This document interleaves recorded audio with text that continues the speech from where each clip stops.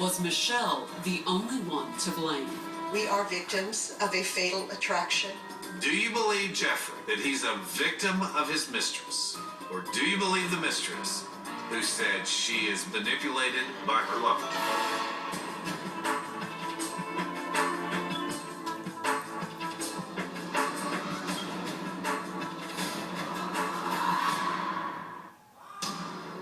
I'm looking at my show. Houston, Texas, May 5th, 2010. It was around 10:30 in the morning when a Cadillac Escalade swerved erratically into the parking lot of a Citgo gas station. And when the SUV coasted to a stop, employees noticed a well-dressed woman slumped behind the wheel.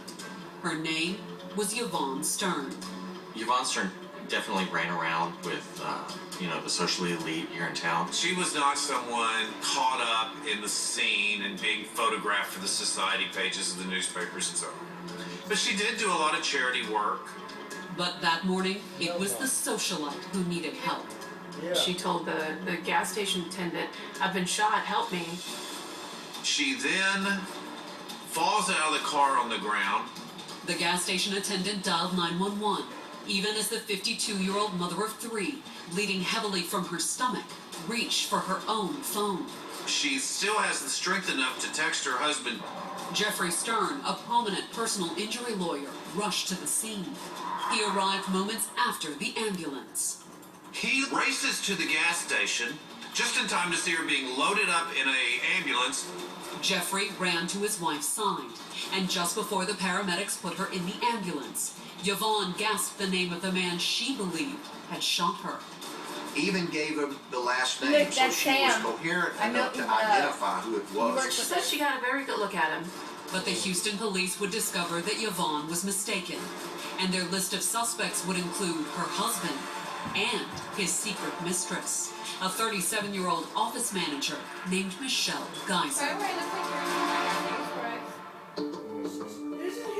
Yeah, Born sit in down. 1971, Michelle Geyser was a native of the Philippines. She migrated early with her mother and siblings. They got to Houston. They survived. They scrambled to make an existence. Michelle's survival skills developed early after a high school car accident led the teenager to what would eventually become her career. In high school, Michelle had been in a car wreck, and it was in that car wreck that she met an attorney who wanted to represent her. The attorney, who specialized in personal injury cases, was impressed with Michelle's intelligence. And when Michelle's case was settled, he offered her a job.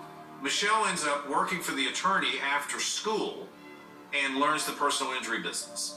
Michelle used the money from her job to help her tight-knit family. However, some things Michelle learned may not have been entirely ethical. She would contact these tow truck drivers in order to try to get business for lawyers and maybe introduce the potential plaintiff, the car accident victim, to an attorney. It was exactly the sort of kickback that caused other members of the legal profession to look down on personal injury work, deriding it as nothing more than ambulance Let me chasing. watch this. You gotta take It's annoying shortcuts to when he get keeps clients. talking. You and the It's other the one way don't the like to game talk. is Be quiet. played. Instead of college, Michelle learned the personal injury business, and it seemed she had a knack for coaxing information out of gruff tow truck drivers. She was exotic, she was attentive, and she liked men.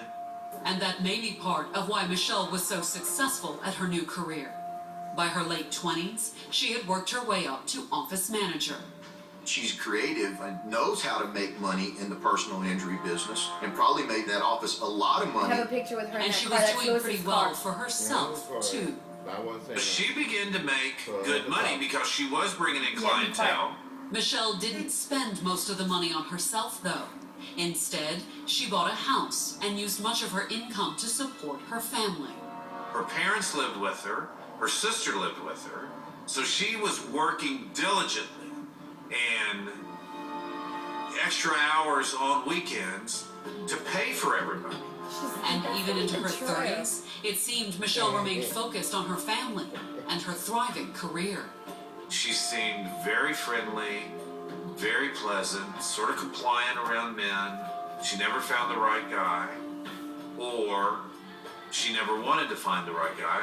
Even though her job exposed her to some of Houston's more successful attorneys, men like Jeffrey Stern. Jeffrey was a personal injury attorney who often worked with Michelle's boss at the law firm. He's a lawyer who really doesn't go into court. He basically signs up cases and either passes them to other lawyers or settles them with the insurance company. He takes cases that are too small for his law firm and gives them to small law firms, and he gets a cut of whatever settlement they make. Or he takes cases they have that are too big for them, and he takes them and works them and gives them a cut of the settlement. He was one of Houston's most successful personal injury attorneys, and by the time he met Michelle in the late 1990s, he was well on his way to amassing a sizable fortune. Houston, Texas, 3 million, 4 million people here driving around. Multiply that into dollars and how many accidents we have every single day. If you just got a small percentage of that, you could make millions of dollars. All those traffic accidents added up to the point that by 2010, Stern had accumulated all the trappings of a thriving practice. He was driving a Maserati. He has a home in Aspen. He has a big house in Bel Air. And the attorney seemed interested in the exotic office manager, 14 years his junior. Michelle Geyser has said that Jeffrey Stern started flirting with her. Michelle said that she would talk to her friends about this lawyer that just wouldn't leave her alone. But eventually Michelle said she agreed to go out with Jeffrey. And by 2008, the 36-year-old was his lover. The affair began in Las Vegas. He knew she was going there, all ready for a wedding, and he showed up, and they had sex together in a Las Vegas hotel. There was just one problem. Jeffrey was married. As the wife of a successful lawyer, Yvonne Stern didn't have to work, although she was as much a Her name is socialite not as a Yvonne, stay-at-home it's mother of Yvonne. two. This was a woman who was very involved in the Houston community, who did charity work. They are She the doesn't. perfect fit. At home together, having dinner, out at the school, out at community events. However, it seemed there was no amount of financial success that could put Jeffrey into what some deemed the top ranks of Houston's legal community. What I was told by various lawyers was that Mr. Stern was basically an ambulance chaser. He advertised on television. He did advertisements back in those days in telephone books. And despite his thriving business, he didn't always have the best reputation. There were complaints about him that he over-aggressively and illegally recruited clients. None of those charges ever stuck. And news of his affair with Michelle wouldn't help his reputation. So for nearly 2 years, they kept their relationship a secret. This affair was not going to dinner and a movie. This was very under the table. But their secret was in jeopardy. On the morning of February 11th, 2010, the Sterns awoke to a strange sight in their upscale Bel Air home. Bullet holes. Somebody drove by, shot at the house. They had just driven by and unloaded into the home. Nobody was hurt, nobody was hit. But with 2 children in the house, the Sterns were obviously concerned. Well, this, doesn't happen in our very upscale community. They called the police, who came out and asked a few questions. The police were asking, what is going on? Does anybody have a reason to kill you? But when Jeffrey said no, the police let the matter drop. They decided, this must have just been random. They didn't think that it was a targeted shooting. But were they mistaken? 2 months later, there was a second, far more terrifying incident. It was the evening of April 15th, 2010. Yvonne was talking with her children. She was helping with homework. They'd gone through just an average, ordinary day. But at 10 p.m., their average, ordinary day would take a potentially deadly turn. Yvonne went to answer the door, catching a glimpse of a tall Asian man on the doorstep. She saw his face through the glass door. It wasn't anyone she knew, and what happened next wasn't what she expected. He pulls out a gun and shoots at her. The bullet shattered the glass, but missed Yvonne. The bullet hits the floor right in front of her and completely shocks her. And her shock turned to horror when the gunman raised his weapon for another shot. The gun misfires. As the gun misfires, it saves basically Von Stern's life. Yvonne reached for the phone and dialed 911. But the gunman was long gone by the time the police arrived minutes later. The police were obviously very interested in what happened. Strangers walking up to doors and just shooting doesn't happen in Bel Air. I think at this point they're realizing, hold on, this isn't random. But why were the Sterns being targeted? Jeffrey's law practice appeared to be the obvious starting point. They looked first at his client list, and asked him if there was anyone that harbored any ill feelings. They were asking him, who had he fired? Could he name anybody he fired?